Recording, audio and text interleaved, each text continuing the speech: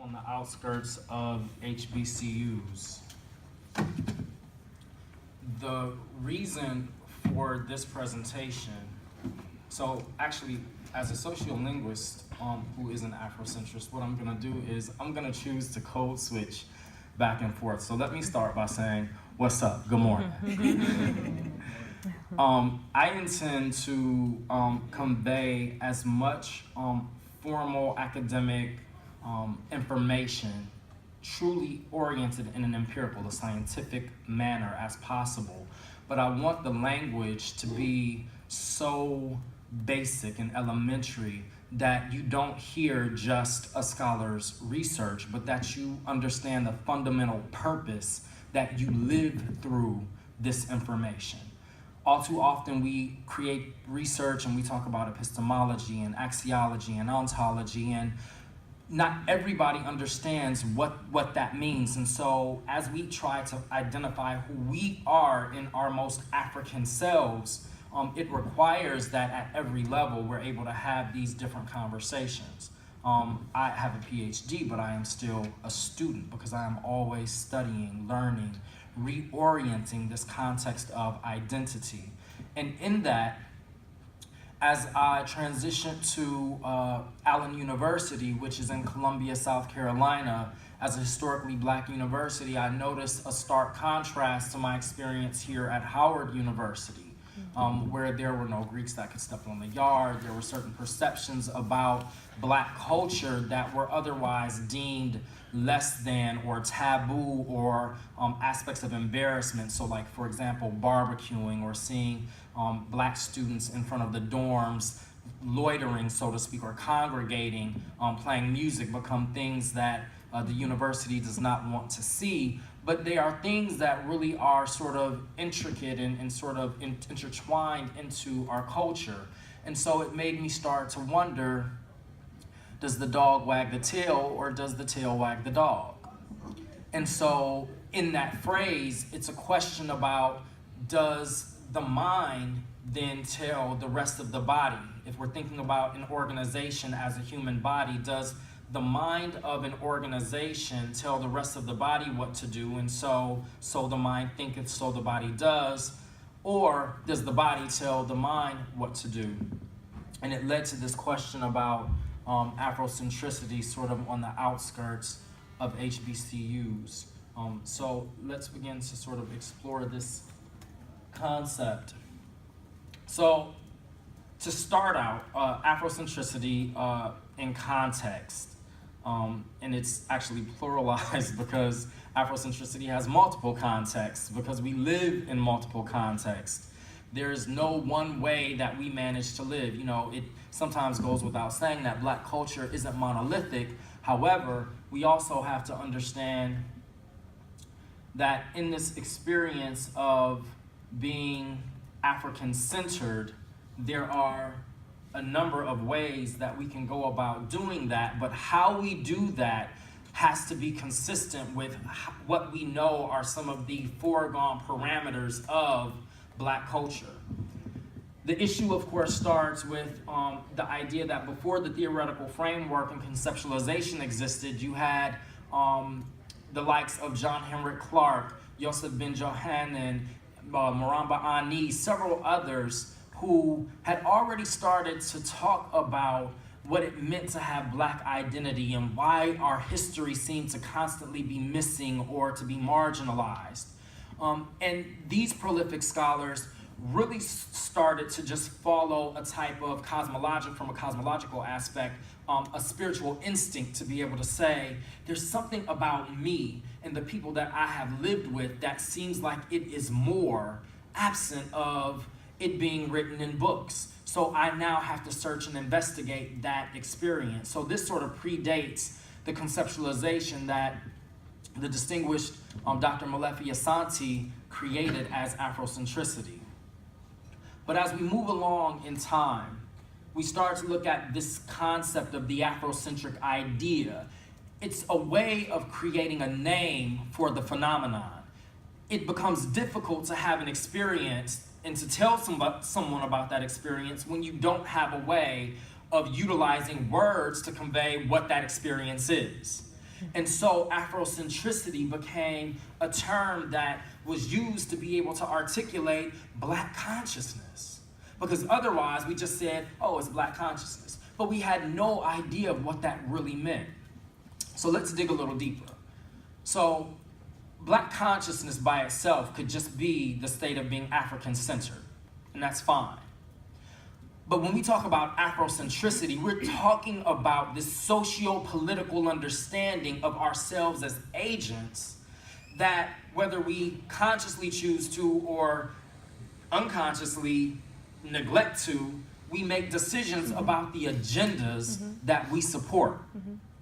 So Afrocentricity is about accepting an agenda that affirms and orients your state of Blackness by virtue of how you think and then how you do in accordance to how you speak and move about in the world in a very African-centered way.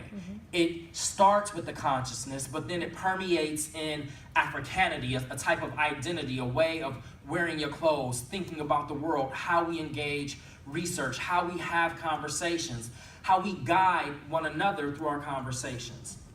A dear friend of mine who's actually in the audience, Dr. Amani Ani, she actually has been a big help in sort of helping me shape and be consistent in how we think about our Afrocentric selves at every state of consciousness, because one man's ceiling is another man's floor.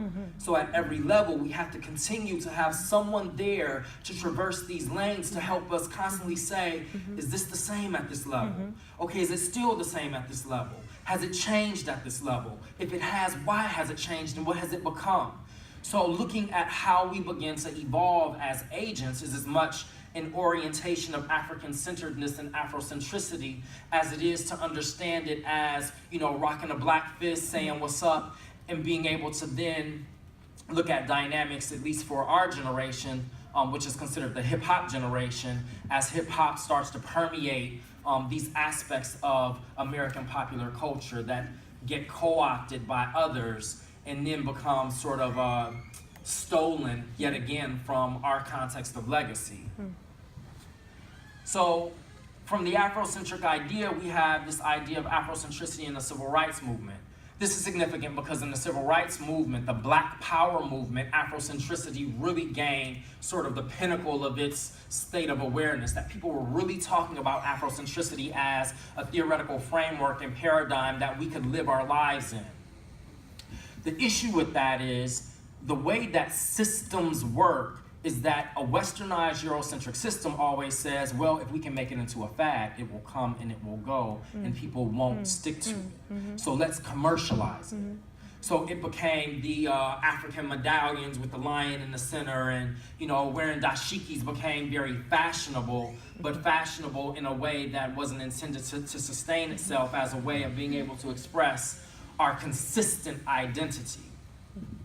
And that's not to say wearing dashikis is the only way to express that you are African-centered. I mean, you have people like Dejena who are very African-centered in their expression as classic men and classic women, given Janelle Monáe's positionality as an Africana womanist, which is the more feminine aspect of how we talk about Afrocentricity related to the feminine perspective that orients it into family in a lived dynamic that separates itself from the feminist perspective, which says it's about women for women, excluding men. We value family in an African-centered context. It is about we-ness. So the feminist perspective is not a perspective, it is not an agenda, yet again, that we will be able to adhere to, because it doesn't affirm who we are at the fundamental basis of what that agenda looks at. And that agenda is always looking at the fact that people see our color first as Black, they see our class, and they see our gender, because those become the power constructs by which we have to operate through a world that is universally dominated by Western ideology, or otherwise Eurocentrism. And then last but not least, Afrocentricity in context looks at Afrocentricity in the hip-hop nation, the hip-hop generation, and American popular culture. And so it orients us into the present-day context of talking about Afrocentricity on the outskirts of HBCUs, as it is in all places, but my focus is in HBCUs. So to understand Afrocentricity means that you have to be able to understand these aspects of culture. So for all intent and purposes, culture is the lived experience that two or more people share with one another. So you develop a culture in your classroom, you develop a culture of Howard University, you develop a culture at the workplace.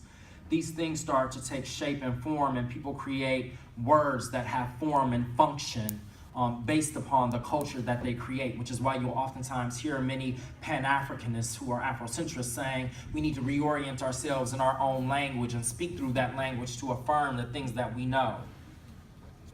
The Western Eurocentric ideologies promote concepts that really aim to parallel us in this idea of being a human race, which even unto itself is fundamentally incorrect, because humans are not a race, we are a species. So stop walking around saying human race, we are a species. You know, but even in the incorrectness of that terminology, you have something that is promoted as a context of, well, we're all human, so we all should just get along. Well, we are all human and we all should get along, but in our humanness, our culture requires that we live differently because our geographic locations are different. What it means to be African means to be in a climate that is warm. What it means to be European is to be in a climate that is cold. The clothes, the attire, the values, the beliefs, the food, the way that we operate communally is different. Eurocentrism dictates I, me, my as a way of survival of the fittest because food is scarce in otherwise harsh, cold climates. We-ness is important in an African context because it takes the collective to be able to manage large, ferocious animals, lions and tigers and bears. Oh my, that we have to be able to spiritually commune with, but also be able to utilize to sustain our entire village, starting from the priority of family, both in heterosexual and non-heterosexual dynamics that promote a greater context of community and village and nationhood. Last but not least, power produces what is believed to be truth, and that truth is then a social construct that is developed and typically accepted at face value, and then its subjectivity is constructed in a relationship to the truth. The issue with this is that when you understand culture, Eurocentrism, Asiacentrism, Sinocentrism as a Chinese way of orienting itself as supreme to all other Asians, and Afrocentricity, understanding that I'm using centricity as a way of saying that it's not about supremacy, in that Eurocentrism and Sinocentrism orient themselves in a sense of supremacy and dominance over others through oppression, right? So understand the use of language function to indicate the type of agenda that these cultures actually have at the core of how they exist. But understanding culture, we know that Eurocentrism currently reigns supreme. And because it currently reigns supreme, all other cultures are left on the margins, aiming to maintain a voice that is not otherwise muted. So the historical context.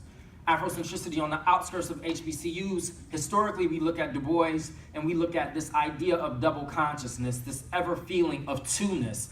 And now it's not even two-ness, it's multitude-ness. You know, I have students at Allen University in my Intro to Lit Honors class, and we talk about you can't really examine literature until you understand the culture by which people have established this worldview. So, if many of you have gone to an ophthalmologist before or an optometrist before, you sit behind the instrument that and the ophthalmologist says, you know, 1 or 2, A or B, constantly shifting the lens.